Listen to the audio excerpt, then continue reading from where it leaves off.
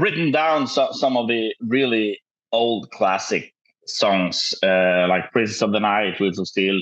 Crusader, for me, is that album is amazing. That's when I discovered Saxon. I was 9 years old, and I've only heard a little bit of Judas Priest before, but then I stole the Crusader album from my brother's room, so he still doesn't. But I still doesn't know it, so I'm hoping it won't see this interview. Yeah. But if we're going back to the early 80s, what's the biggest difference of making an album at like 1981 and making an album at 2023? On the face of it, nothing much. We still use Marshalls, and we still use, wooden guitars with strings on the neck. So I don't think that technology's changed much at all, really. I mean, the same drums, the same microphones. I mean, most studios, although they're ultra modern, tend to use really old microphones. Yeah, because they're better. And old compressors. Yeah. So most of the music industry is both. It's like modern technology and old technology together, and that's the best way to do it. Music is to mix the two. Because analog has a sound, and digital also can help massively. We do all sorts of things, but it's basically the same. We record the guitars, one track at a time. Maybe do 2 tracks, and then the other guy does his 2 tracks, and then so it's basically the same. It's just better at it now. Yeah, but when you write the songs, do you use all the digital equipment that you can use it? I mean, you can pretty much play any instrument on the computer. Yeah, we use everything to write. I mean, Bryan will have a drum programming. He does programming drums, and I'm playing through a Kemper profiler. I mean, it's all, but it all comes from the fingers. There's no AI involved. There's no. We haven't got anything that writes songs for us. It's all. That's good to hear. It's all done face to face. It's all done in a room face to face. Even if you have an idea and you're upstairs, up Bryan's stairs. Of course. It has to come downstairs at some point and go to the band, to be worked on. You know what I mean? We have to work on it as a band. So that's the key. The key is we play the song live before we record them. So we didn't really write anything digitally on this album, did we? We didn't go to Andy's and play something new. No. It was all written live, really. All sort of processed, and they call it routining. You have to routine the songs and take out the little bits that are not quite right and change other bits and things. So that's what we did. So the album sounds pretty much the same as it did when we played it live, really. It's kind of cheaper now to use computers rather than you used to use 2-inch tape, didn't you? Analog tape. And studios used to be really, really expensive, and they're a bit cheaper now because you can work quicker with Pro Tools. Because you can, A, you don't have to wait for the tape to rewind, and B, you can just move things around and put things up on the grid and put things in time. So that helps when you get to the mixing stage. It's a lot quicker to edit and, Yeah, Andy's a stickler though. He won't let me just do one chorus and fly it in. No. I have to sing every chorus. Yeah. It should be. I do, but it's like, really? you can move on. You can do something else, So I've got to do all the vocal, all the harmonies. Yeah. My son's the same. I do the vocal with my son. I'm like, well, can't you fly that in? It's like, no. But you have to sing it. When I come up with a riff, sometimes it'd be difficult to play. You're tempted to. Oh, well, we could just loop that. Yeah, that's right. That good bit there, and you think, just keep going. I think you have to sometimes not use the technology. No, when not make it more alive. Yeah. So it's still an analog album. You're not using. All albums are analog, aren't they? At the end of the day, especially vinyl, you've got a needle that goes in the grooves, it goes down the wire, goes through your digital amplifier and comes out of the oldest technology in the world, loudspeakers. But so we talked about digital and analog in the studio. Going off stage, what is it like there? Is it like guitars, just plug it in and play, or is it a lot of digital stuff in the background? No, we don't have any digital backups. It's all live. They just plug in and off you go. I kind of figured. Everything's raw. You make a mistake, that's it. You make a mistake. The song gets faster. We all get faster. There's no click. No, there's no click tracks or anything. So it's just how it is what it should be. Then that sounds amazing.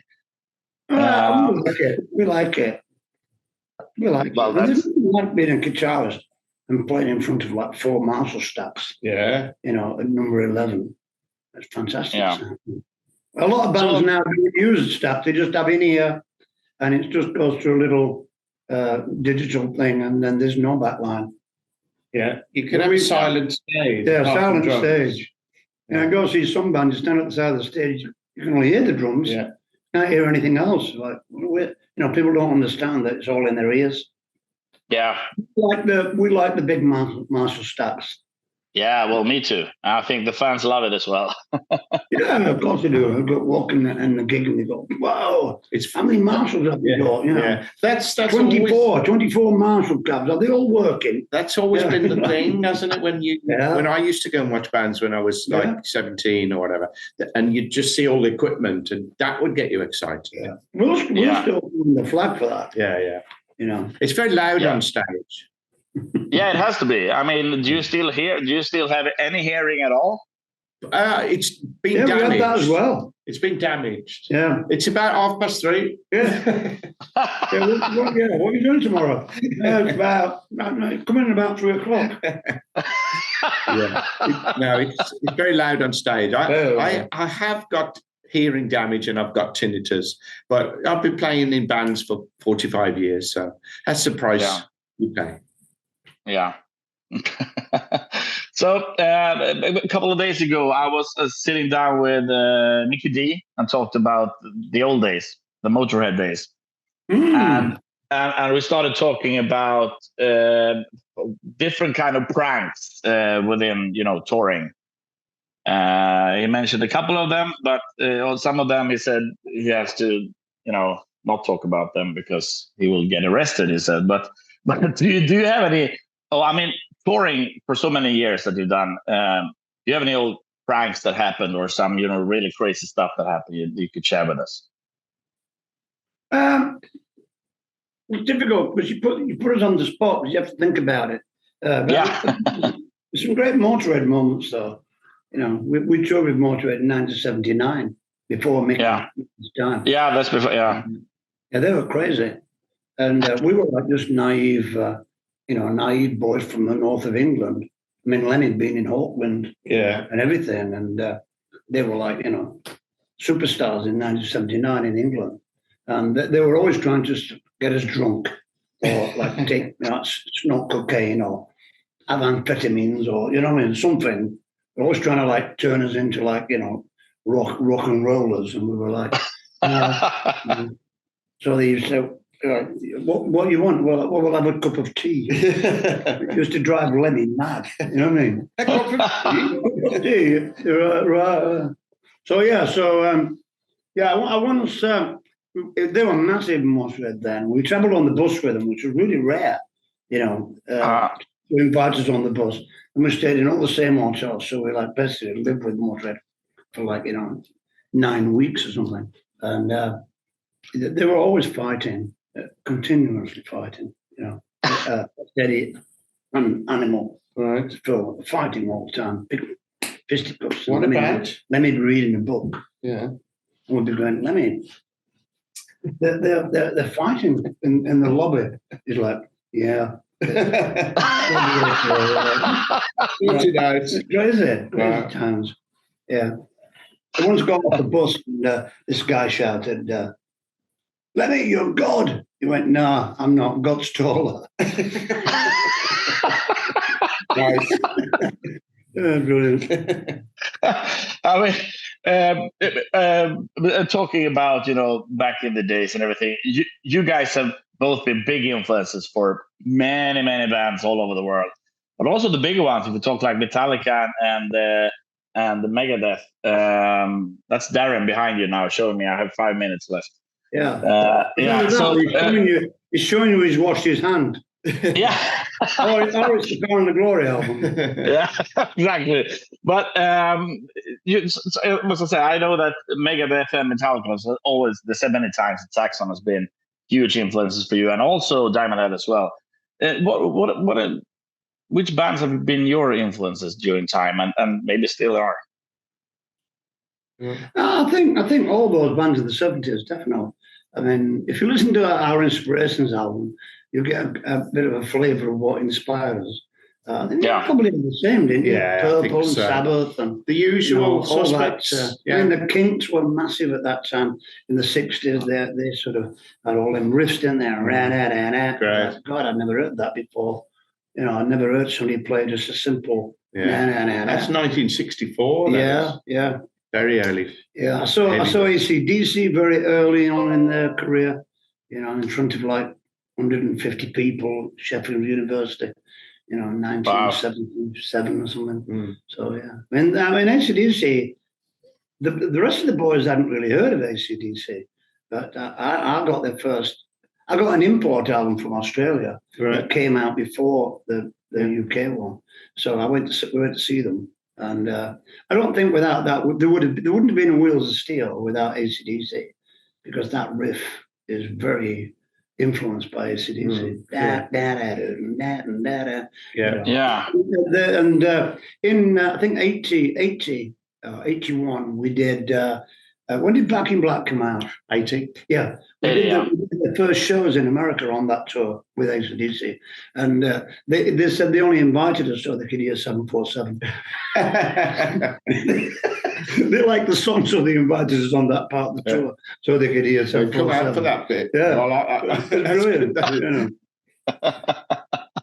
That's amazing. With AC/DC as well, we had a song called It's Electric. And that, at the time, I remember listening to Problem Child and thinking it was brilliant. And I thought, I'm going to try and write something a bit like Problem Child. And it's not like Problem Child, but it was, in a way, AC/DC song. Inspired, Yeah, definitely. A huge influence. And all those 70s bands that Biff named, as well as things like, Rush and Thin Lizzy and UFO.